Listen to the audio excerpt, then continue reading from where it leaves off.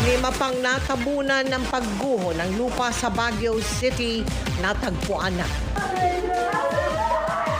Sa 10 nasawi, 3 henerasyon ng isang angkan ang nawala sa pagpanaw ng 5 bata.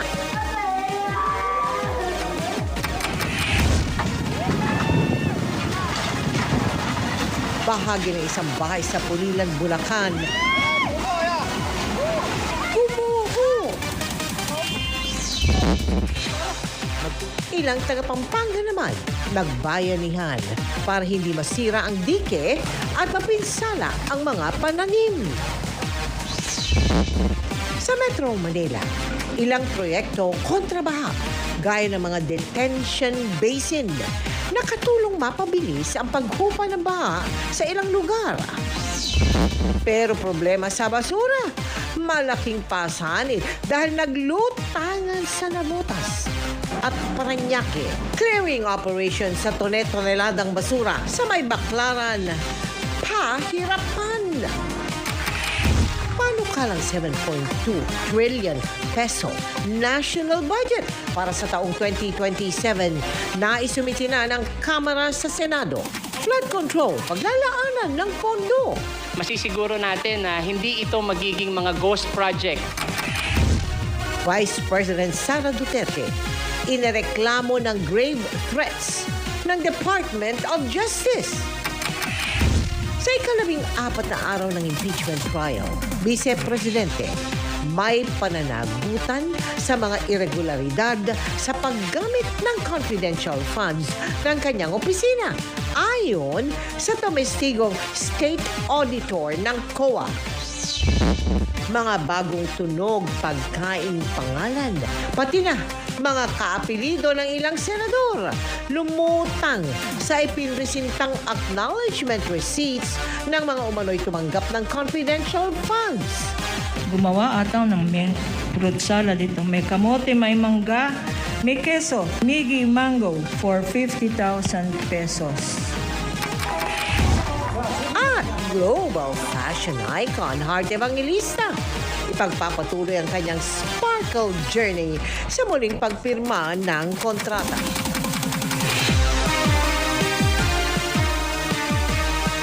Live mula sa GMA Network Center, ito ang 24 oras.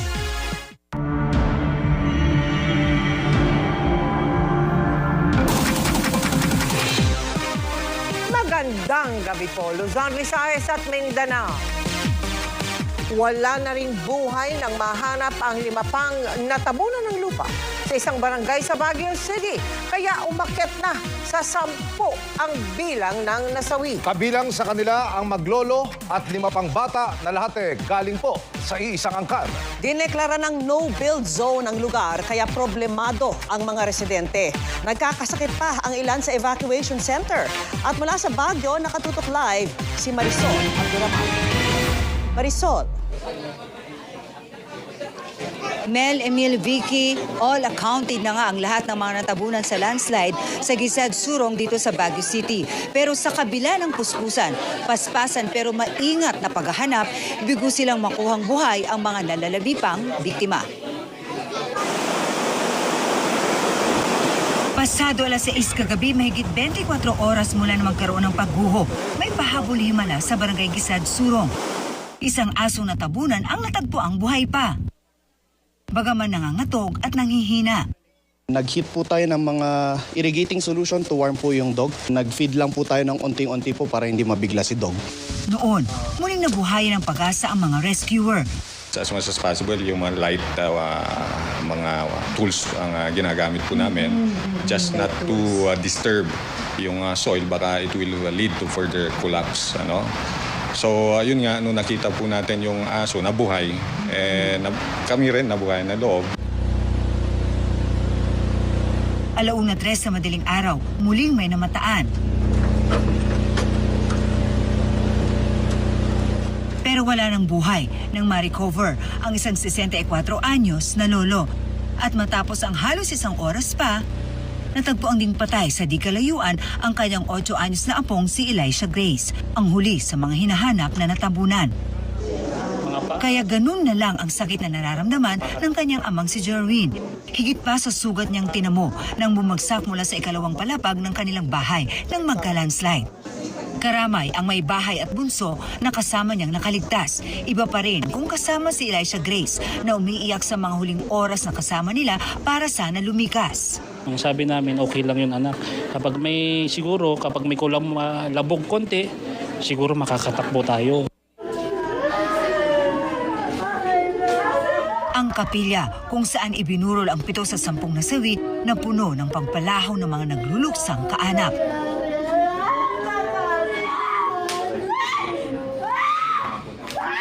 Tatlong henerasyon ng isang angkan ang nawala, kabilang ang 5 bata. 2 taong gulang lang ang pinakabata na natagpuang kasama ng kanyang ina. Hindi naman nasayang ang pagpupursige ng rescuer, lalo't may 3 residenteng na-recover ng buhay sa trahedya. Bale, 2 na discharge po sa hospital after treatment. Yung isa na lang po ang under medical observation po. Pero hindi pa rin ito mapapawi ang lungkot para sa mga pumanaw at ang takot na naiwan sa mga nakaligtas. May umugong, parang binubuhat niya yung bubong. Sabi ng manugang ko, Mama, likas na tayo, Mama. Sumunod yung manugang ko, nag-abot na lang kami ng mga bata. Sabay sa pagluluksa ang paglisan sa lugar kung saan buong buhay na nagpundar ang marami. Mahirap mapanatag kahit maayos sila sa ngayon sa evacuation center. Meron po, hindi mo masasabi, ma'am, kasi hindi natin alam ang sitwasyon, ma'am. Makapagising mo? Yes, ma'am. Kasi, opo, nandun na po lahat. Ang inisip ko po, yung aming kabuhayan. Ang isang challenge din po dyan is magkagamitan din nila. Yung security ng properties niya. Kaya whenever we do the forced evacuation, we assure them na we're going to secure yung mga properties just so to convince them that to go to the evacuation area. Kasama sa mga inilikas ang isang lolang bedridden na at isang buwang sanggol. Ninenervous po nung narinig ko po yun. Dahil sa masamang panahon, nagkakasakit na ang ilang lumikas. Kaya namamahagi ng gamot ang City Hall. Mga inubo po, mga sinisipon, tsaka masakit ang ulo, nilalagnat. So nagbigay po tayo ng gamot. Patuloy namang umaapila ang mga otoridad sa mga nakatira sa mga landslide-prone area na lumikas na, lalo't patuloy na nakakaranas ng pag-uulan ang lungsod. Ngayon, nagdala tayo ng pauna na financial assistance. Ang assurance ko sa matriarch nila, sa pinakalola nila, yung buong burial arrangement sasagutin ng DSWD. We're going to declare yung site mismo, yung ground zero as a no-build zone. Kasi nakita namin may mga stress na yung soil. Bibigyan ng rental fund support yung mga na-displaced na families. Pagbalik, Vicky. Ayon kay Baguio City Mayor Benjamin Magalong, hindi bababa sa 15 ang naitalang landslide dito sa lungsod. At dahil bawal lang ang tirhan, yung lugar kung saan nga nangyari ang landslide, Vicky, ay magbibigay ng ayuda ang city government, maging ang DSWD, para sa mga pauna o renta habang pansamantalang hinahanapan sila ng kanilang lokasyon. Samantalang dito sa ating kinaroroonan, walang humpay ang pagdating ng mga nakikiramay. Dito pa rin yan sa mga naulilangas na namatay sa landslide. Vicky. Maraming salamat sa iyo at ingat kayo dyan, Marisol Abdurrahman. Ikinawasak naman ng isang bahay ang nahulikam na pagguhuri ng lupa sa gilid ng Angat River sa Bulacan. Nabuhay naman ang bayanihan sa Pampanga at Abra para pigilan ang pagkasira ng dike at tulungang maihatid sa ospital ang isang pasyente. Nakatutok si Joseph Moro. Yung yero niya na ano yan? Sa kasagsagan ng masamang panahon itong linggo, gumuho ang bahagi ng isang bahay na nakatirik sa gilid ng Angat River sa Barangay Paltao, Ulilan, Bulacan. Ayon sa may-ari, agad silang lumabas nang maramdaman ang gumuguhong lupa. Ang lumambot at gumuhong lupa bahagi umano ng ginagawang riprap sa kanilang lugar. Bakas pa rin ang hagupit ng habagat sa iba pang bahagi ng Bulacan kung saan maraming kalsada at bahay ang nalubog sa baha. Sa gitna naman ng pagragasa ng tubig mula sa Sapa, nagtulong-tulong ang mga residente sa barangay Lapas Turo sa Arayat, Pampanga para mapigilan ang pagkasira ng dike. Marami kasing taniman at palayan ang nanganganib masayang kapag tuluyan itong nawasak. Ang residenteng ito sumuong sa baha at makikita may kinakapa sa ilalim. Maya-maya hawak na niya ang napitas na talong. Ayon sa may-ari ng taniman, ito raw ay para may mailuto pang ulam. Alalayan niyo! Nagbayinahan din ng ilang taga-Tubo Abra para maisugod sa pagamutan ang isang pasyente. Nakahiga siya sa isang improvised stretcher na gawa sa tela na nakakabit sa kawayan. Nasa bingit man ang tumataas na ilog, uwis buhay nila itong pinagpasapasahan habang nakakapit sila sa lubid. Kasunod ng malakas na agos ng ilog, stranded ang 8 residente ng Nueva Era, Ilocos Norte. Agad rumisponde ang mga pulis para sila ay ma-rescue. Pero dahil hindi kinaya ng patrol car ang agos ng tubig, binuhat nila ang mga nasagip na residente. Sa Burgos, Ilocos Sur naman, bumigay at nasira ang isang tulay. Isinara ito sa mga residente at motorista dahil na rin sa panganib ng lalong pagtaas ng ilog. Sa Tarlac City, umapaw naman ang Armenia Dam. Pahirapan ang pagtawid sa ilang kalsada dahil sa baha. Lubog sa tubig pati ang ilang bahay. Sa Tabao, sa Kapangan, Benguet, lumaki rin at lumagasa ang tubig sa Amburayan River. Nagmistulang ilog din ang bahagi ng Barangay Bukayaw sa Oriental Mindoro. Wala naman sa himpapawid kita kung gaano kalawak ang mga pagbaha sa ilang bahagi ng Zambales. Joseph Morong, Nakatutok 24 Oras. Sa pilitang inilikas ang mga residenteng malapit sa Tulyahan River matapos umapaw ang Lamesa Dam kagabi. Sa datos po ng Pag-asa, as of 5 p.m. nasa 79.99 meters na lang ang dam na below spilling level na. Tinutukan niya ni James Agustin. Gumamit ng lubid ang mga rescuer para marating ang mga bahay sa bahaging ito ng Sitio 1 sa Barangay North Fairview, Quezon City kagabi. Lumagasa ang tubig mula sa Tulyahan River matapos umapaw ang Lamesa Dam. Inalalayan ng mga residenteng lumilikas sa abot bewang na taas ng tubig. Ang ilang gamit ibinalot sa garbage bag. Inilikas din ang alagang hayop. May residente pang sumampas sa balikat ng isang rescuer habang sinusuong nila ang baha. Nagpatupad ang barangay ng forced evacuation kagabi. Hapon pa lang daw pinalilikasan nila ang mga residente, pero may ilang inabot na ng baha. Ito yung pinakamababang lugar na kapag ka nag-overflow po ang Lamesa Dam, nagiging normal ang pagbaha dito. Pero pagka ganito po na may enhance sa bagat, lalo kapag mayroong mga malalakas na bagyo, kapag nag-overflow itong Lamesa Dam, automatically po sa instruction na rin ng ating local government, UCDRRMO, na nagpapatupad po tayo ng preemptive evacuation hanggang sa forced evacuation. Sa North Fairview High School, lumikas ang nasa 141 pamilya, katumbas sa mahigit 400 individual mula sa Sitio 1 at Astor Street. Kabilang sa kanila si Roslyn, na siyang nakunan sa video na nakasampas sa balikat ng isang rescuer. Takot na takot ako, baka malunod ako kasi maliit ako eh. Kasi yung tubig umapaw dito sa mga rescuer. Nagpatulong lang po ako sa mga rescuer nga mabuhat nila. Marami naman ang nag-preemptive evacuation, gaya ni Emma kasama ang bagong silang na apo. Pumasok na yung tubig po sa namin, sa bahay po namin, kaya baka matrap kami. Habang maaga pa, inilikas ko na po yung ito pong apo ko para masave po kami. Sobrang hirap po sa pagbubuhat-buhat ng mga gamit, ganun, akyat baba, para hindi lang po mabasa. Hindi rin nagpakampante si Dayang na maagang lumikas kasama ang 4 na anak. Ayaw po namin maranasan yung nangyari sa amin last year po. Nagpastaw po yung baha. Kaya linikas na lang po namin yung anak namin. Mga bata po, inuna po namin mga bata at mga gamit po, kailangan po yung mga importante. Alas 11 kagabi, lubog pa rin sa tubig ang unang palapag ng mga bahay sa Sitio 1. Apektado ang nasa 80 bahay nang baha na umabot sa 5 talampakan ng taas. Kaninang umaga humupa na ang baha. Naging abala ang mga residente sa paglilinis sa mga putik na iniwan nito. Nalubog din sa tubig ang ilang gamit. Kada ulan po, ganyan po. Nangangampo po kami na pasukin po kami ng tubig sa loob. Kaya po kami, maakit po kami sa taas. Malimit po yan. Hanggang dibdib po dito kagabi sa loob. Tapos yung mga ibang gamit namin nabasa. inanod yung iba. Kaya mga ilang peraso damit lang na iligtas namin. Mabilis kasi yung tubig kagabi. Sobrang hirap po kasi halos taon-taon po talagang nararanasan namin yung pagbaha. James Agustin, Nakatutok, 24 Oras. Mga kapuso, nabundol ang isang babae habang tumatawid sa isang pedestrian lane sa Quezon City.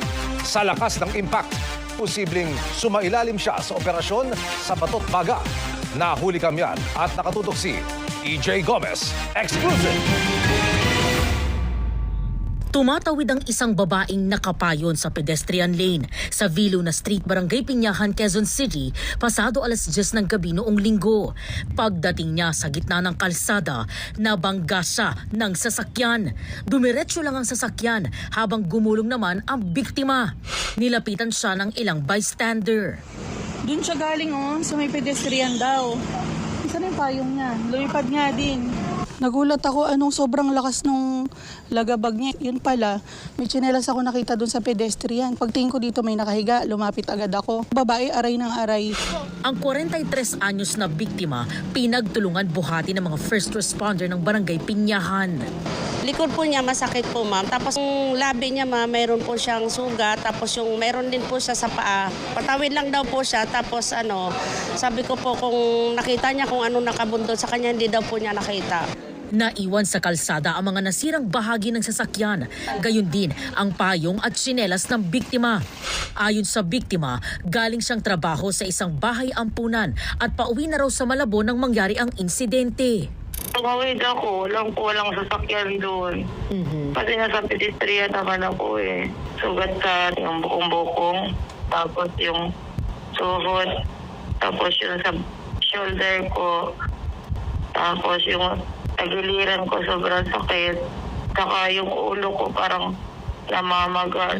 Hindi ako makabangon Tapos yung likod ko, yung may fracture ata. Sinabi, yung nagdudugo yung kidney ko at saka yung baga ko. Ako lang yung may trabaho sa amin. Yung mga anak ko, yung pag-aaral nila. Hindi ako makapasok. Nagpapagaling pa sa ospital ang biktima na posible raw operahan sa bato at baga. Sana panagutan naman niya, hindi naman dapat niya iniwan yung kapatid ko. Dapat hinarap niya yun. Tumuko siya sa mga pulis. Ayon sa barangay, ilang saksi ang nakakuha ng plaka ng nakabanggang sasakyan na kanilang isinumite sa pulisya. Patuloy ang investigasyon ng Quezon City Police District sa insidente. Sinusubukan pa namin kunan ng pahayag ang Land Transportation Office o LTO kaugnay nito. EJ Gomez, Nakatutok, 24 Oras. Kung nung nakaraang taon wala munang pondo sa mga flood control project, sa 2027, mahigit 100 bilyong piso ang hinihingi ng administrasyon para dyan. 7.2 trillion pesos naman ang kabuang budget na hinihingi batay sa National Expenditure Program na isinumiti ng Department of Budget and Management sa Kongreso. Nakatutok si Tina Panganiban Perez. Dahil sa mga nabunyag na ghost at substandard umanong flood control projects, inalis sa 2026 national budget ang alokasyon para sa mga naturang proyekto.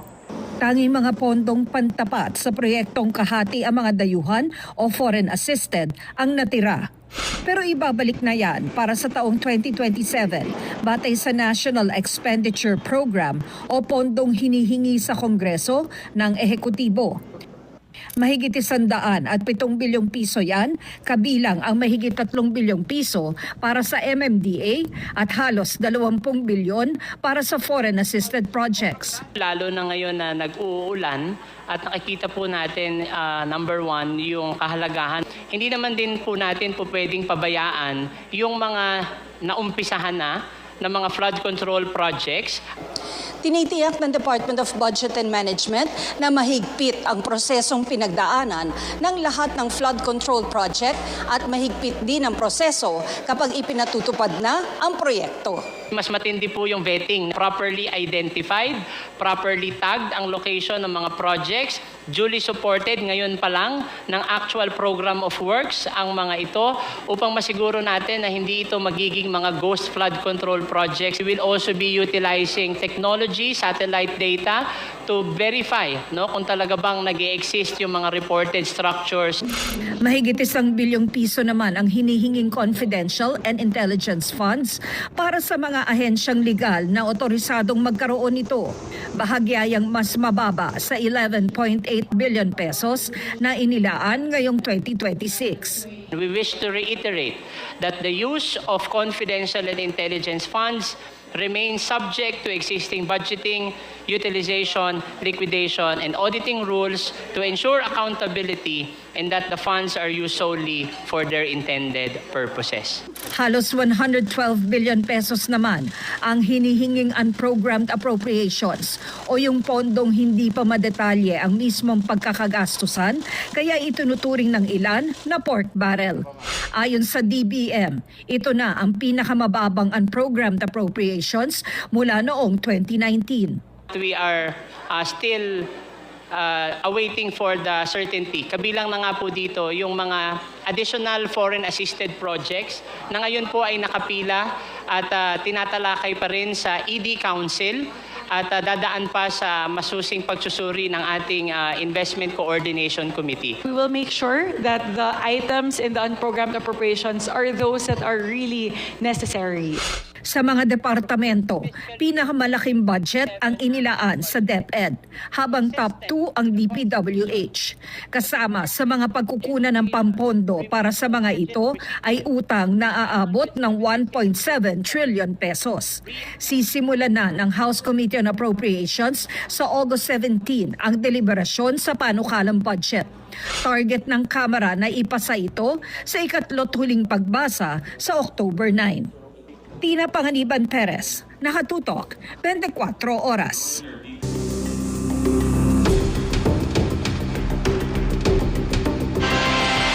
Nakitaan ng Commission on Audit ng paglabag ang tanggapan ni Vice President Sara Duterte sa pag-liquidate ng kanyang confidential funds.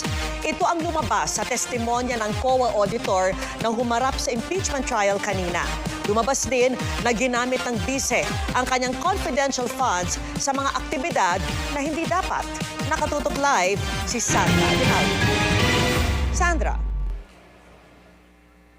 Yes, Vicky, humarap nga po sa impeachment court ang opisyal ng Commission on Audit na bubusisi doon sa confidential fund ni Vice President Sara Duterte. At aniya, pinababalik na po sa OVP yung 375 million pesos na halaga ng confidential fund. At giit pa niya, may pananagutan ng bise sa naturang pondo.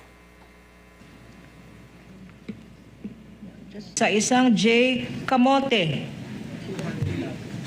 200,000 payment of purchase of supplies 8/11/2023. At itong mangga, gumawa ata ng fruit salad dito. May kamote, may mangga, may keso.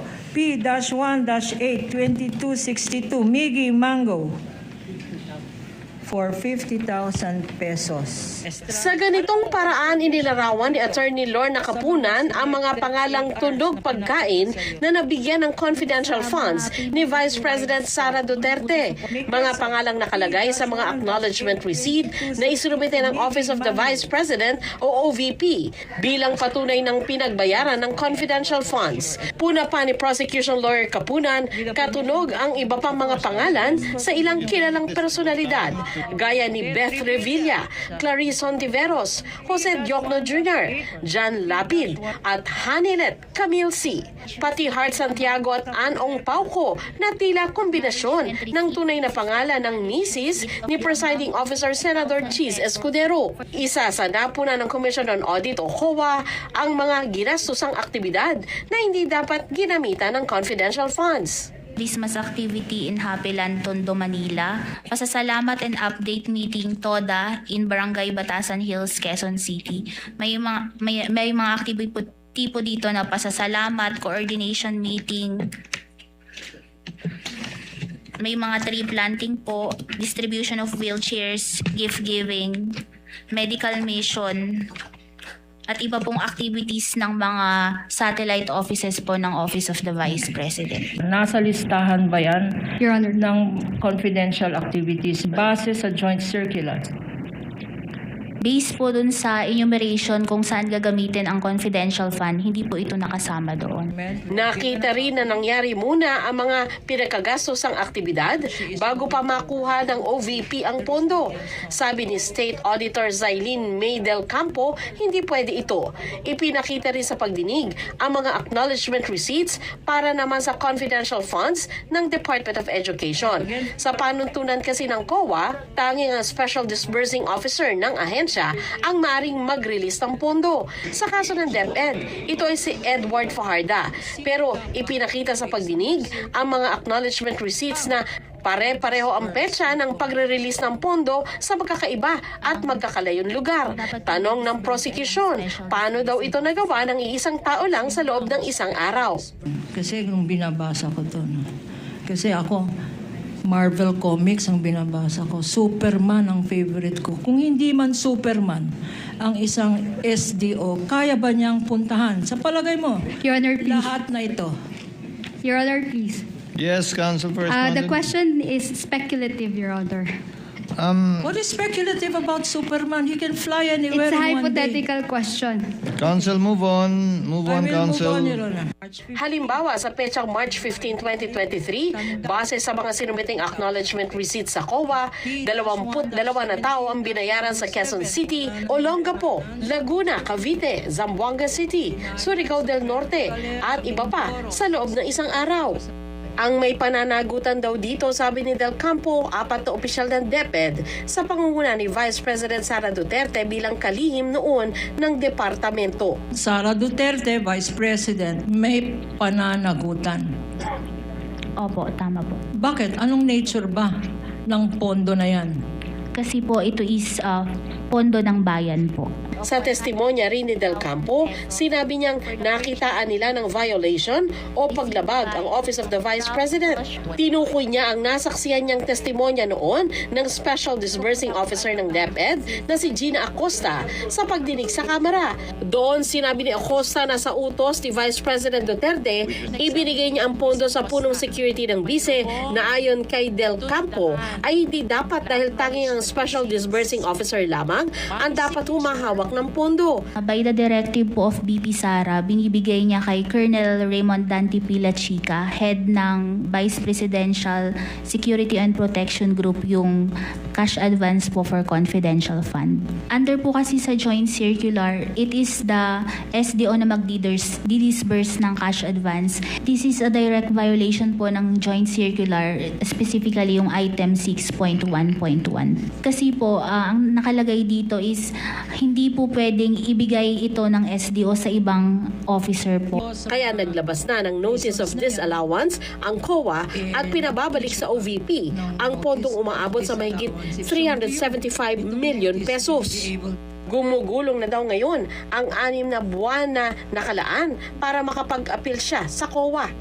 Sa pagsisimula naman ng pagdinig, isinumbong ni Counsel for the Prosecution, Attorney Lorna Capunan, ang defense panel.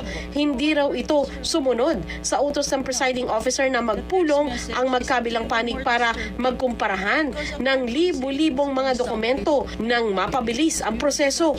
Ito po ang nangyari, na Indian po kami. That is bad faith, Your Honor.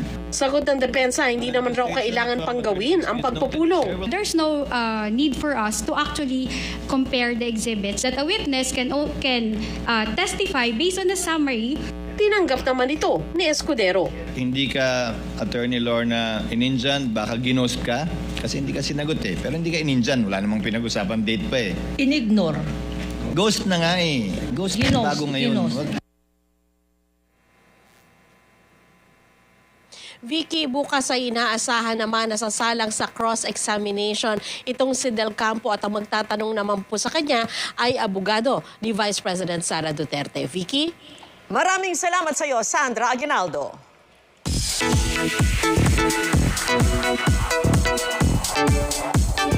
Good evening mga kapuso!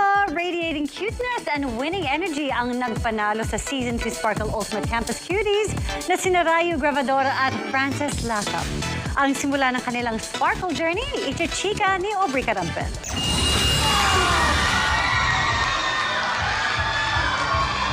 Out of 19 finalists, ang cutie lover boy ng Bulacan na si Rayo Grabador at ang go-getter influencer ng New Manila na si Frances Laca ang itinanghal na Ultimate Campus Cuties ng Sparkle Campus Cutie Season 2.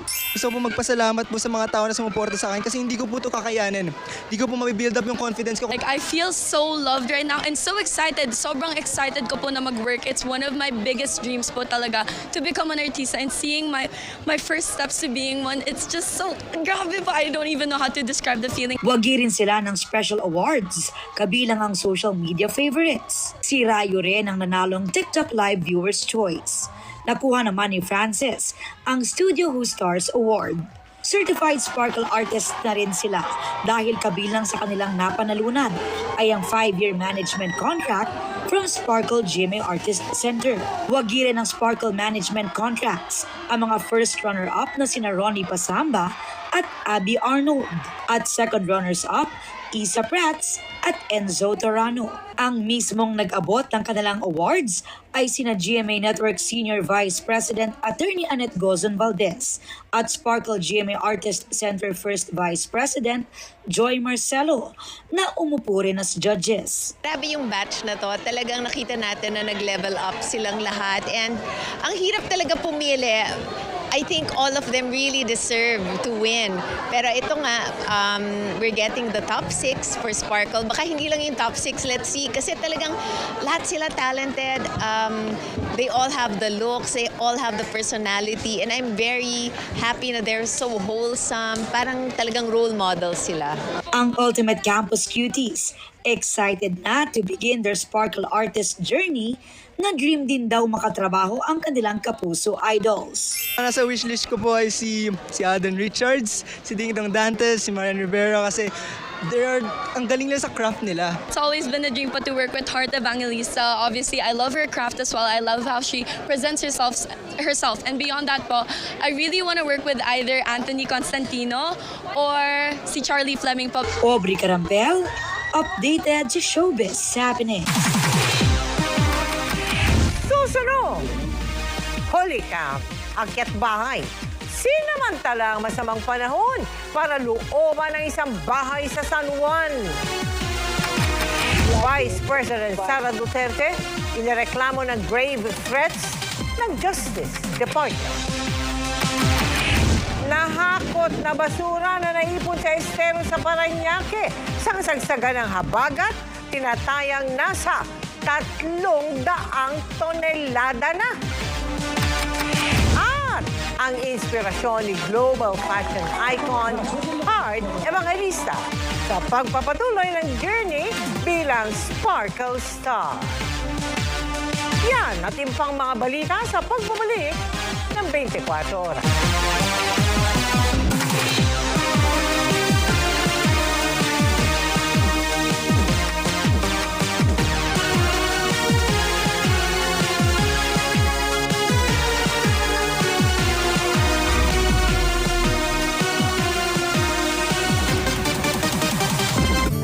Friday tayo with crispy fry. Just coat, fry, and go.